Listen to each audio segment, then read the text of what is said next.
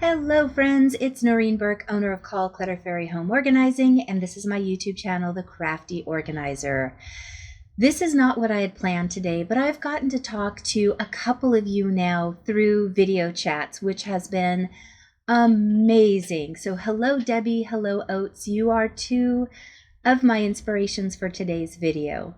So what I want to talk about really quick is some expectations when you guys are getting through and decluttering or organizing a space. So let's get going.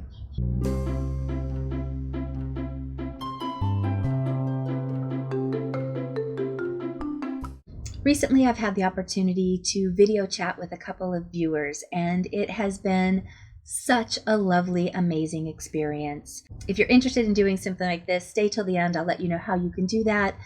But in chatting with them, I've gotten some feedback that has been so amazing. And today's video was supposed to be something completely different, but I had to jump on and talk to you about two things that I realize I'm not communicating well when I'm doing these videos with you.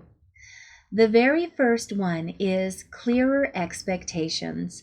We've all watched those shows where they go into a home and the people go through every room and purge and declutter and organize in a 20-minute session. You guys, that is not a reality, and I want you to stop holding yourselves accountable to that expectation. Organizing on your own is a very difficult, long, tedious, never-ending project.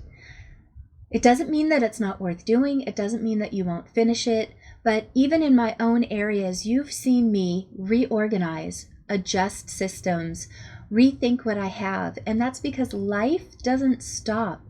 Your needs change. Your lifestyle is ever changing.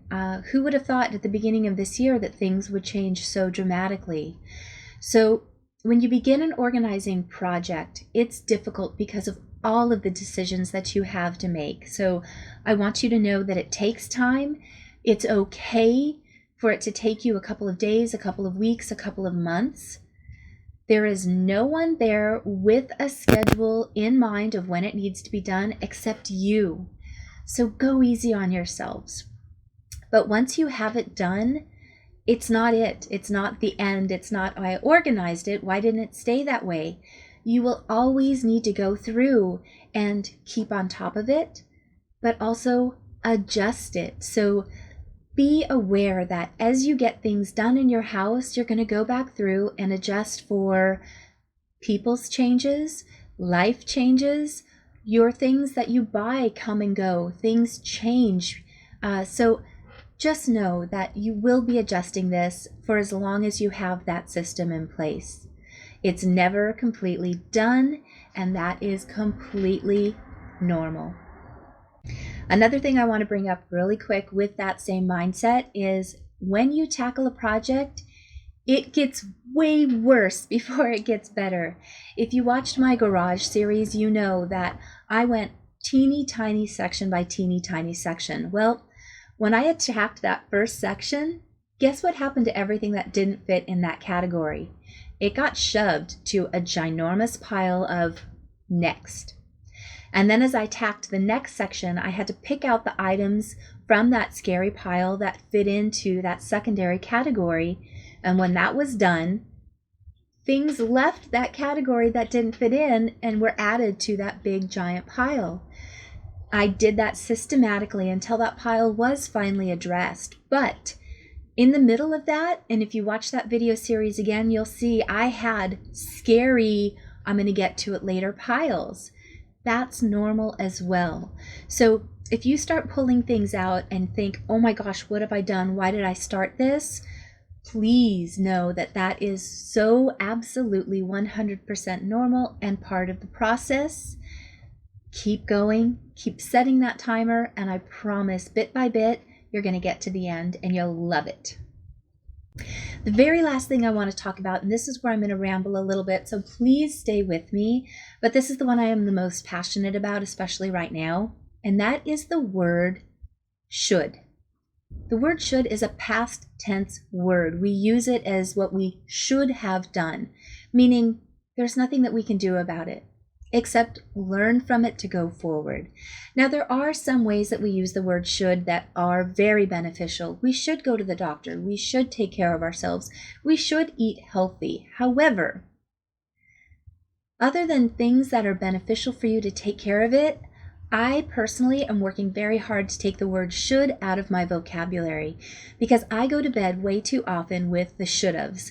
I should have done this. I should have done this with the kids. I shouldn't have gotten angry. I shouldn't have wasted my day doing this. I should have gotten more videos out. I should have paid these bills. None of those things are positive. None of those things help me to feel better about how I spent my day. None of that thinking helps me to do something that's beneficial for myself. So when I get into those should have moments, I try and stop and go, okay, yep, I should have. I should have done so much more with my day. But what did I do? And as I try and shift my mindset to the things that I did do that were positive, I find that I finally start to settle down a little bit because the negative should haves put you in such a bad anxiety-filled place and it's not beneficial. The other thing that I have to always ask myself is when I'm doing the should haves, whose voice am I hearing? Is it really my own nurturing voice, or is it the should have that I'm comparing with somebody else? And oftentimes that should belongs to someone else's narratives. I need to think less about someone else's narrative, and that is the biggest thing I want you to take away from this video. You know your life. You know your heart. You know what your capabilities are, you know what your goals are, and no one else does.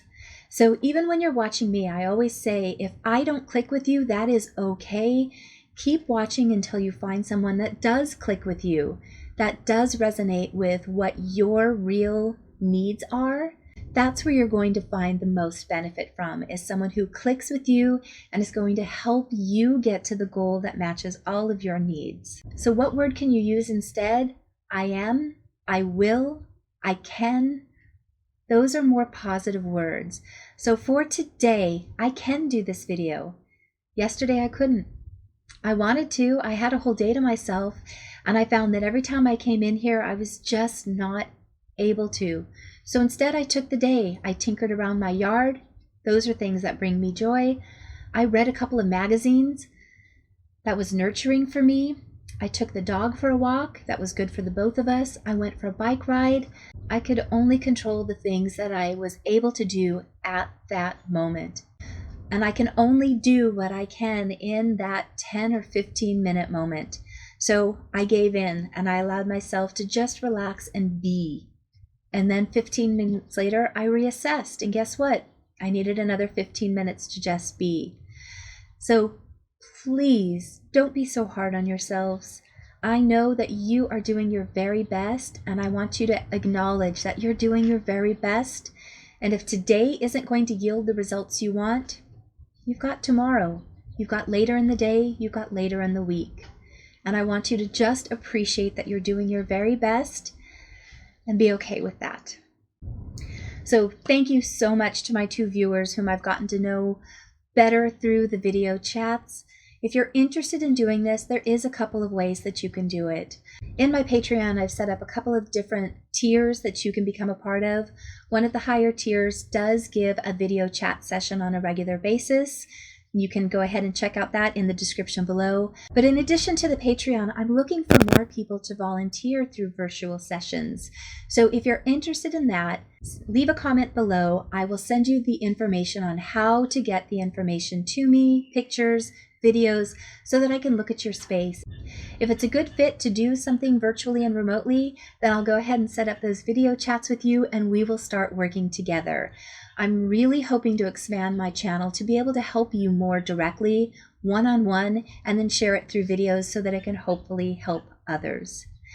Thank you so much for watching today. Thank you to my Patreons who are opening this amazing part of my business and allowing me to help you more often, which is really my end goal. So again, thank you for watching.